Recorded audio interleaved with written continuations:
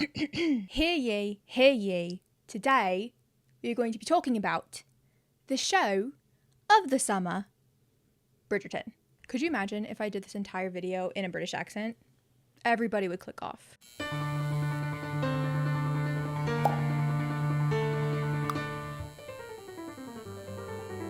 Something that a lot of you probably don't know about me, especially the people like over here on YouTube, is that I am obsessed with Bridgerton. Now, here's my little life story when it comes to Bridgerton. I didn't watch it when season 1 or season 2 came out to the general public.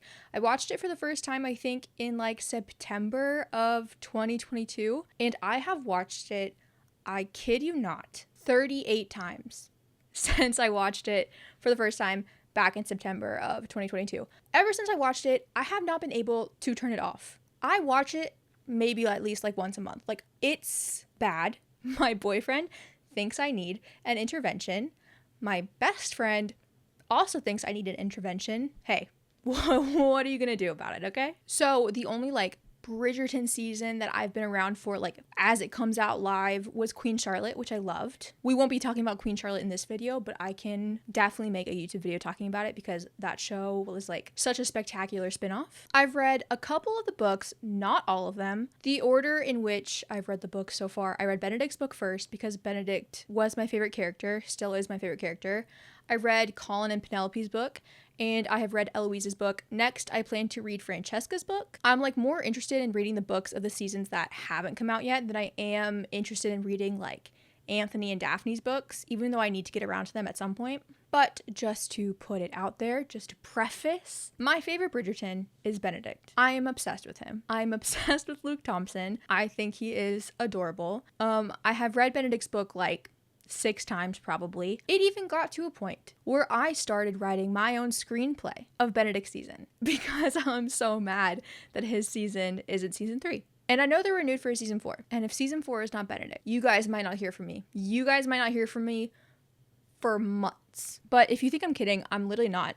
This is what I've written so far of the screenplay in my fantasy world of Benedict's season. In case you're wondering how crazy I am, that's how crazy I am. But sadly, we are not talking about Benedict in this YouTube video. I can make a YouTube video about why I'm pretty convinced that his season is going to be season 4. I think I plan to make that video in the gap between part 1 of season 3 and part 2 of season 3 that comes out in like June. But today, unfortunately, it's not about Benedict, nor is it about the books. Today, in anticipation for Bridgerton season 3, I am going to be talking about seasons 1 and season 2. And I'm going to be kind of deciding which season is better. I've got pros and cons for both seasons. By the end of the video, I'll tell you guys what my favorite season is, even though you'll probably be able to figure out what it is as I go through my pros and cons. But mainly, I think I want to do this just to sort of see what these 2 seasons have done really well and what they haven't done as well, and see in about a month like how season 3 is compared to these pros and cons. Does season 3 fix some of the cons that season 2 or season 1 had? Does it stop doing some of the pros that we like? I'm very curious, and I am heavily anticipating season 3. But let's start out with the pros of season 1.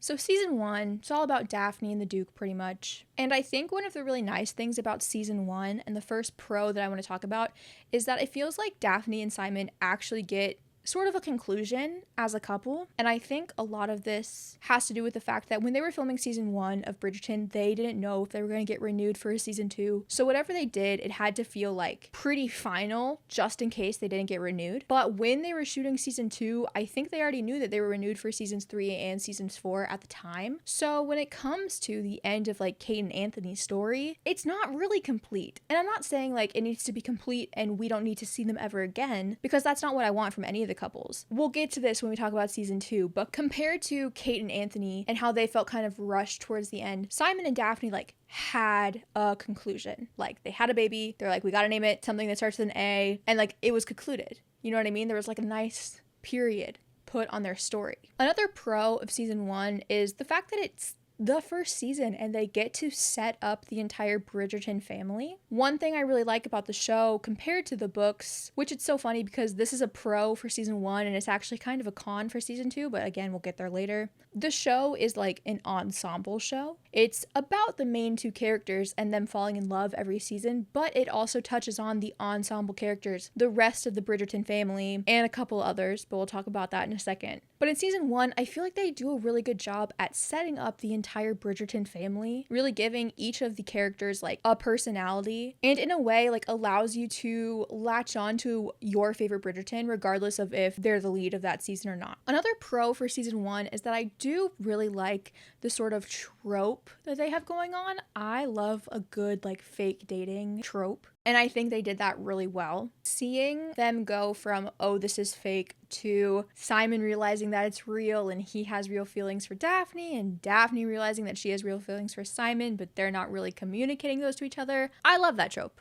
I do. So 10 out of 10 for the trope of season 1. I also think that season 1 has a lot more romance in it than season 2 does. And this isn't so much a con for season 2 as it is a pro for season 1. Because like, again, we'll talk about this when we get to season 2, but season 2 has a lot more angst in it than romance. I love angst, so that's not a problem for me. But these are like romance books. And I know that angst is like an important thing to have. You want to have drama. You want the couple to go through some sort of obstacle. But like, I just feel like Daphne and Simon got a lot more time to have romance between the 2 of them as characters than Anthony and Kate ever did. And yeah, they have 2 very different storylines, but still, my point is these are romance novels that we're adapting from. And I think that season 1 definitely does the romance part of that more than season 2. And also, selfishly, a pro, I like Benedict's plot line in season 1. Season 1 Benedict is when he meets Mr. Granville and he's going to the house and he's doing like all the painting with his friends and whatnot. Season 1, he has a little thing with Madame Delacroix and I just love him. I don't think he could ever do anything wrong. Sorry, I'm biased, it's fine. Now, moving on to the cons of season 1.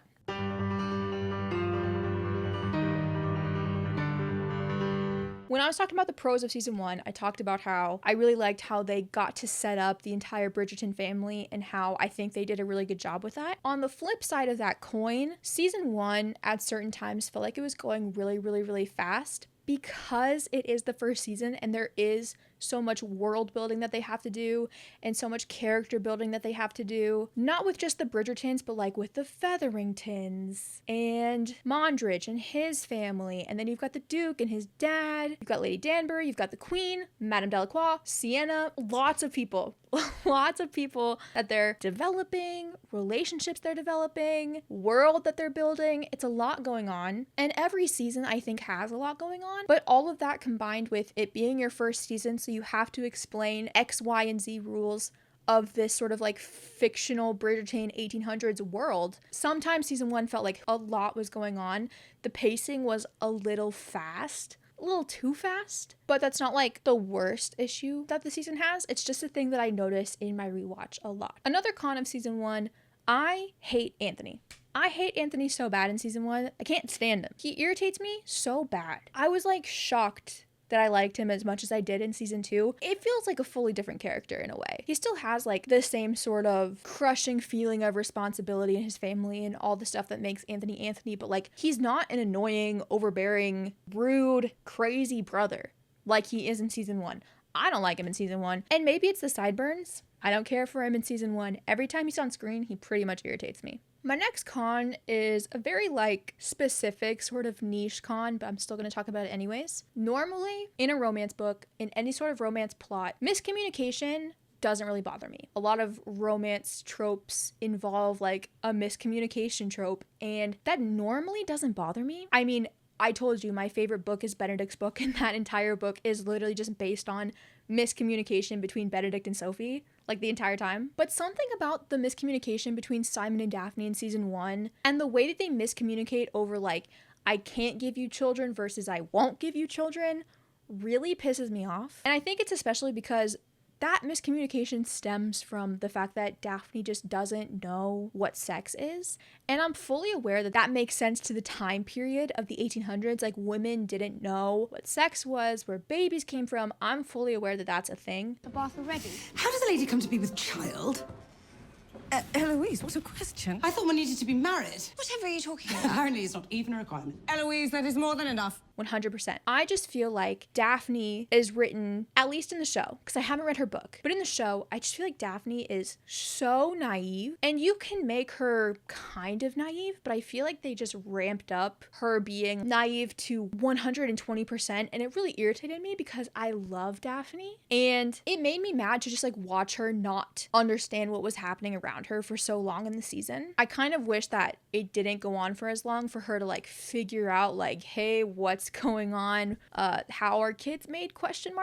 And also a lot of it stems from like irritation with Violet in the scene where she's like supposed to be giving Daphne all this information and she just like completely fails to do so. That really makes me angry to watch.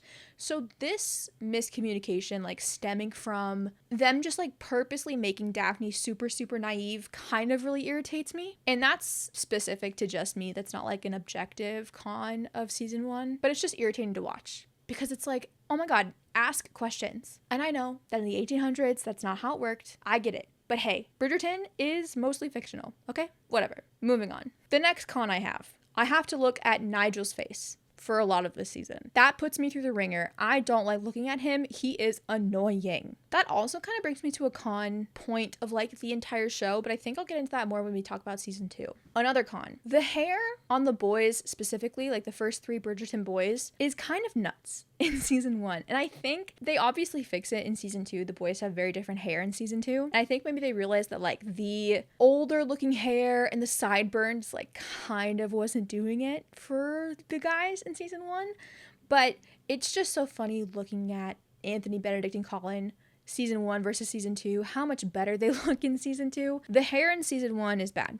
And the sideburns are bad to look at. It's rough. It's really, really rough. The last con I have for season 1, and this is another one that's kind of more of a personal opinion, I think. It's funny because I think that this point is actually the determining factor for a lot of people of which season they like more between season 1 and season 2. To me, season 1 kind of has a little too much sex going on in it. Sorry, I know. I just went on a tangent a while ago about how these are like romance books, right? A montage to Wildest Dreams by Taylor Swift. I don't know how necessary that is. You know what I mean? It's a lot. I get scared to watch season 1 in my house out of fear of like one of my parents walking in because there's just so much sex. Some is good. Some is fine. That's the show that you're watching. You're watching Bridgerton, right? The amount that's in season 1, oh God.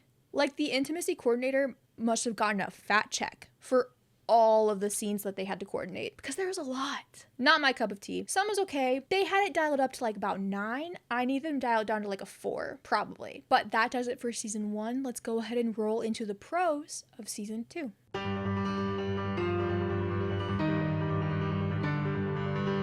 Immediately, the first pro of season 2 is that the chemistry between Anthony and Kate is absolutely insane. It is nuts. Jonathan Bailey and Simone Ashley, crazy, off the charts, insane, out of this world chemistry. They are both having incredible careers right now outside of Bridgerton. Cannot wait to see Jonathan Bailey as Fiyero in Wicked. I actually can't even put into words how much I need to hear Jonathan Bailey sing Dancing Through Life. Like, immediately, I need it injected into my veins. Another pro of season 2 is that I do like Kate as a female lead a little bit more than Daphne. And like I said earlier, I still love Daphne, and she did such a good job at leading the first season of this monumental show. Like, she laid the foundation, and she did great. And I love the actress Phoebe. I think that she is so sweet. But when I say I like Kate more than Daphne, I mean it more from like a writing standpoint, I guess. Kate is like 26, I think. So as a character, like she's kind of allowed to have more knowledge of the world around her than Daphne is, especially because they come from India. Kate has like worldly experience. And I also think she has a lot of worldly experience because in many ways she is like the Anthony of her family. Their dad died, so she had to take care of Edwina in the way that Anthony has had to take care of all of his siblings. She just has like more knowledge of how the world works and how people work as a character in ways that Daphne doesn't. And that's nothing against Daphne. That is not Daphne's problem. That's just like a writing thing that I personally prefer. For example, like I've told you a couple of times in this video, my favorite Bridgerton book, at least so far of the ones I've read, is Benedict's book.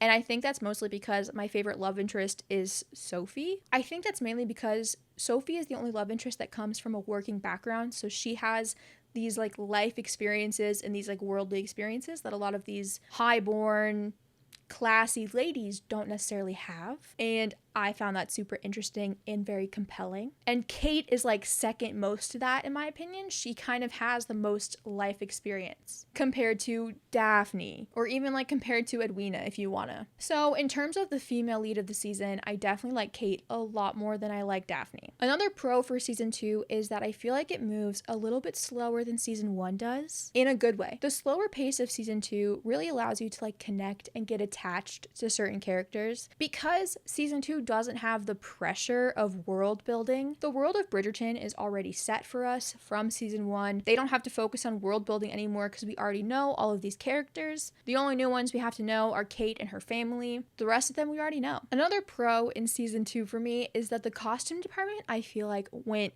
absolutely nuts. And maybe they had more money in their budget after season 1 because of the success of season 1. I don't know what it is, but the costumes for season 2 are so fantastic to me, especially Kate and Edwina's. Like most notably to me, the dress that Kate wears at Lady Danbury's ball at the beginning of the season, and then the orange dress that Kate's wearing towards the end of the season when her and Anthony like finally admit their feelings to each other. They just made Simone Ashley 10 times more beautiful than she already is. The costume department, I think, went crazy in season 2. I'd also like to point out, personally, the costume department likes to go especially crazy when it comes to Benedict.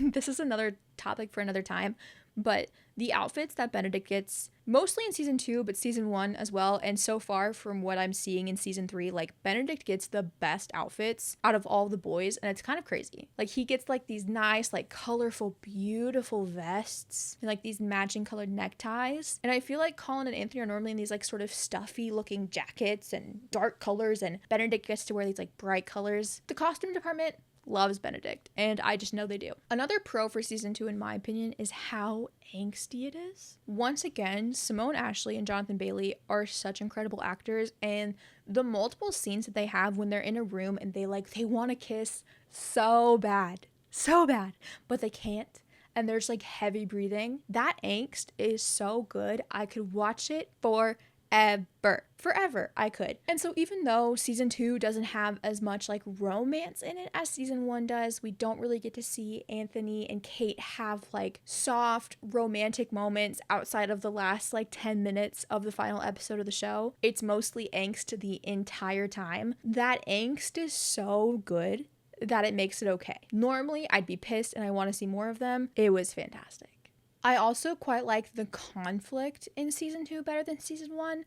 The conflict of season 1, like I said, is just like the miscommunication of Daphne and Simon and I can't give you a baby or I won't give you a baby. But the conflict in season 2 is like the inner turmoil of both Kate and Anthony. The fact that they want this one certain thing, but like they won't let themselves have it. The conflict of inner turmoil is way better than the conflict of miscommunication for me. Now we're going to talk about the show focusing on characters that aren't Anthony and Kate when we get to the cons of season 2, but I do want to highlight 2 side plots that I do actually like in season 2 quite a bit. The first one is I really like Eloise and Theo together. I just recently read Eloise's book like a month ago because I want to be prepared for when I watch season 3 to be able to tell whose season is next. And I don't mind Eloise and Philip, but there's something about Eloise and Theo like in season 2 that just kind of like makes me kick my feet and giggle a little bit. And maybe it's because Eloise and Theo are kind of like the opposite version of what Benedict and Sophie would be. Maybe I just really like the trope of like high class Bridgerton sibling falling in love for like a lower class working class person. Maybe that's a trope that I just really, really like. But I just think that Eloise and Theo are so cute. I love the whole like scene where he's like, I read these books and I set them aside for you because I wanted to know what your thoughts on them were. That's so cute. Oh my God. I want someone to give me a book and be like, hey, I thought of you while I read this. Tell me what you think. That is so sweet and romantic. I also really like Benedict's side plot. Benedict's side plot in this season is he goes to art school. I think that it's super precious. It's also sad, like towards the end when he realizes that Anthony bought a place for him there. I just love seeing them develop Benedict no matter what he does, honestly. And the final pro that I want to talk about for season 2 is that it's more sexy than it is horny. We talked about season 1 and how there's a lot of sex happening in season 1. And if that's your bread and butter, I'm happy for you. But the thing about season 2, it's sexy. There's a difference between horny and sexy. Like the heavy breathing, the angst, them being in a room together and like being so close to each other. Oh, I'm more on the side of sexy. And I think they're going to overcorrect that actually with season 3. I've been watching the interviews and reading the interviews, and seemingly there's going to be a lot more sex in season 3 than there was in season 2. So I feel like they're overcorrecting for the people that didn't like that in season 2, which is kind of upsetting because I liked that in season 2, but we'll just have to see, obviously. Now, let's talk about the cons of season 2.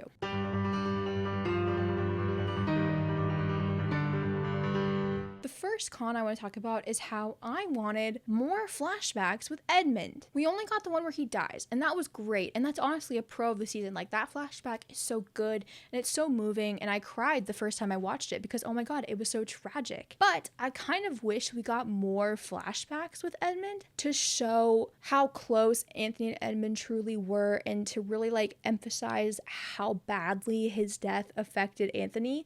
I feel like a couple more flashbacks could have really made that point hit 10 times harder than it already did. That being said, I kind of just want to see like a Queen Charlotte spin-off origin story for Edmund and Violet anyways. Like, I would love to see a season of just the two of them meeting when they were younger. Another con, we do not get to see Anthony and Kate get married, and I'm pissed about it. This has to do with the point that I brought up in season 1 pros, where Simon and Daphne's relationship kind of got a nice little bow wrapped around it. It was finished really well, and they made it complete. Season 2, they knew that they were going to get a season 3 and season 4, so I guess they didn't feel the need to like successfully wrap up Kate and Anthony's story as well as they did for Simon and Daphne. You could have showed us their wedding. It makes me so mad. They rushed the end of Kate and Anthony's storyline very much, which is kind of sad to see, but hopefully we get to see more of them in season 3. I don't know if they're going to be in a lot of season 3, which makes sense because, you know, each season is dedicated to a certain couple, and, you know, season 3 is about Paulin. It's not about Canthony, so Canthony shouldn't be front and center of season 3, but I do want to see more of them, and I don't think that they, as actors with their chemistry, should be wasted at all. So it was just kind of sad that we only got like 5 minutes of them like being happily married. And on topic of like them knowing that they were going to have a season 3 and a season 4, this leads me into my next con of season 2.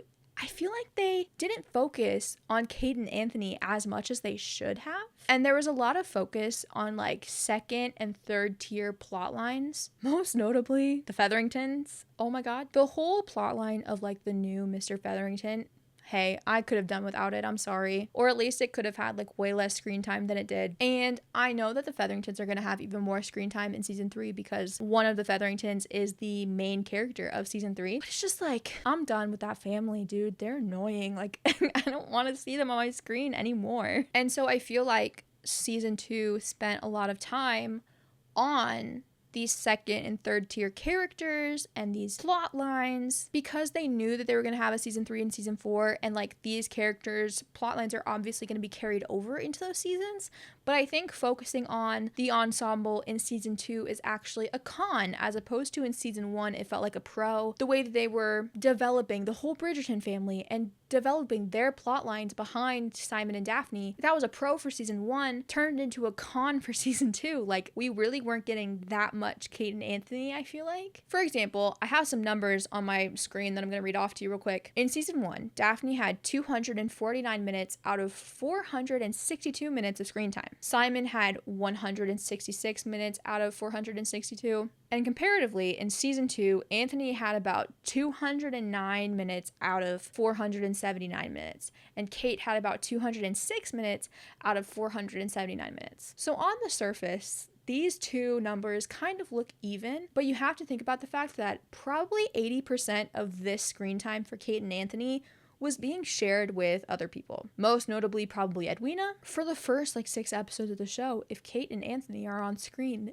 Edwina is also there. And it's so funny because another con that I have for season 2 is that I feel like Edwina was underused. And when I say that, I don't mean like she wasn't on screen enough for me. She was on screen plenty for sure, but she was just used like too much as a means to the love triangle in my opinion, and she wasn't used enough as a character. The scene where she finally like tells Kate and Anthony off in the church after she decides not to go through with the wedding, like that is the best scene for Edwina in my opinion, because she's actually a character. She's not just like a pawn in this love triangle, and I just wish that we got more of Edwina as a character. On that note though, I think need to have a serious discussion about Bridgerton's obsession with love triangles, because it's kind of getting out of hand. Season 1, we had Simon and Daphne, and then there was Nigel, right? He was like trying to marry Daphne. Not to mention, then after we get rid of Nigel, we have to deal with Daphne and the prince. So season 1 actually has 2 love triangles in a way. Season 2, the most notable love triangle, Edwina, Kate, and Anthony. Season 3 is coming up, right?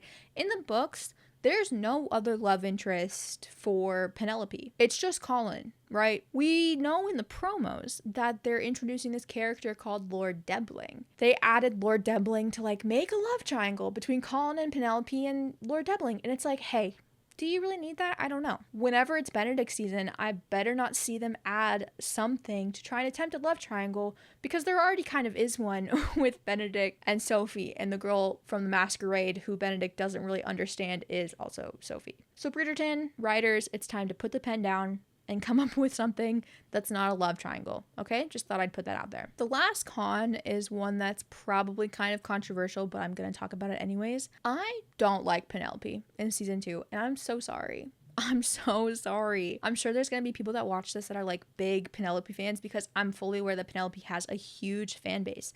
And I love Nicola, the girl who plays Penelope. I think she is a fantastic actress, and I love everything that she does, honestly. But like in the beginning of the season, you can kind of just tell, like, obviously the end of season 1, it's revealed to us that Penelope is Lady Whistledown. And in season 2, the writers just make it so obvious that Penelope is Lady Whistledown that it kind of makes it irritating to watch the people around her not pick up on it. So that's less an issue with Penelope, more an issue with the way that Penelope is written, now that we as the audience know she's Lady Whistledown. And then she already kind of pissed me off a little bit with what she did to Marina in season 1, like leaking her info to Lady Whistledown. And then she did the thing to Eloise at the end of the season. And I know there's probably going to be people fighting me in the comments being like, well, Penelope did what she had to do, etc., etc. She could have at least attempted to go to the queen, in my opinion. Like, she just like removed that possibility way too fast for my liking, where she was like, oh, well, the queen wouldn't believe me if I went to her anyways, so like that's out of the question. I feel like she didn't try everything that she could have tried before just riding Eloise's secrets and sharing it with the entire ton. The Penelope and Eloise fandoms bicker a lot on Twitter, and I'm a little more team Eloise, and maybe that's just because I think I like Eloise a little bit more as a character. I do hope that season 3 definitely makes me like Penelope way more than I did in season 2, but I don't know, something about Penelope in season 2 just does not do it for me. That's just a personal con for me. If you're a big Penelope fan, please do not come at me. I still like Penelope, but she just really irritates me in season 2, okay? But that does it for my breakdown of the pros and cons for season 1 and season 2 of Bridgerton. Now, the final question is, which season is better? Obviously, the answer to this question is going to be subjective because it's just my opinion. However, drumroll please, I think season 2 is better by a long shot. I think it's really not even a competition in my mind when it comes to which season is better. Like, if you laid them out in front of me, which one would I rather watch? Season 2 immediately. I think that the chemistry between Kate and Anthony blows Simon and Daphne out of the water, truly. And I just think season 2 just, I don't even know how to really put it into words. It's just better. When I was coming up with the pros and cons for season 1 and season 2, I was able to come up with pros and cons for season 2 way more than I was for season 1. And immediately that tells me that there's just more meat in season 2 for me to pick apart and digest and talk about and think about, versus season 1 kind of took a lot for me to like think of certain things I liked and certain things I didn't like. It was easier to come up with things I didn't like, but coming up with things I liked was definitely like a lot more of a process. When it came to season 2, like the thoughts were just flowing straight out of me. So that already by itself tells me that I think season 2 is the better season. But once again, that is just my opinion. I'm very curious to see where season 3 lies in the ranking of the seasons after it comes out. I'm curious if it'll top season 2 for me. I don't know if it will, just because I do think season 2 is so spectacular. I'm curious to see if I think it'll be better than season 1 though. I definitely think it has potential to be better than season 1 though, easily. Especially because I think season 3 is going to have quite a lot of angst. I think we're going to get a lot of angst out of Colin, especially when he sees Penelope with Lord Deppling. But I'm definitely interested for sure. And obviously, whenever we get Benedict's season of the show, I'm going to think that Benedict's season is the best, but that's just going to be me. I don't think that there's anything anybody can do to stop me from thinking that Benedict's season is the best once it comes out, just because that is how much I love Benedict Bridgerton. But yeah, so long story short, I think season 2 is the better season of Bridgerton. Let me know what you think is the best season of Bridgerton, and let me know if you think season 3 is going to be your favorite. I'm curious to see if you guys are excited for season 3, or if you're just like, okay, it's another season, I'll watch it. Make sure you let me know in the comments down below. Follow me on all my other social media so that you don't miss any other content that I post over there. Check out my podcast that I have with my boyfriend. And also, I want to shout out to my Patreon. If you are a super big Bridgerton fan, make sure you go check out my Patreon, because I am doing commentary tracks for seasons 1 and season 2 of Bridgerton. And I will be doing reaction videos to season 3 as it releases, which is very, very exciting. Doing reaction videos and doing commentary tracks is so fun over on my Patreon, so make sure you go check it out so that you can watch the show with me, basically. And it's gonna be a super fun time, so make sure you go check it out. But that does it for this video. Thank you guys so much for watching, and I will see you all next time.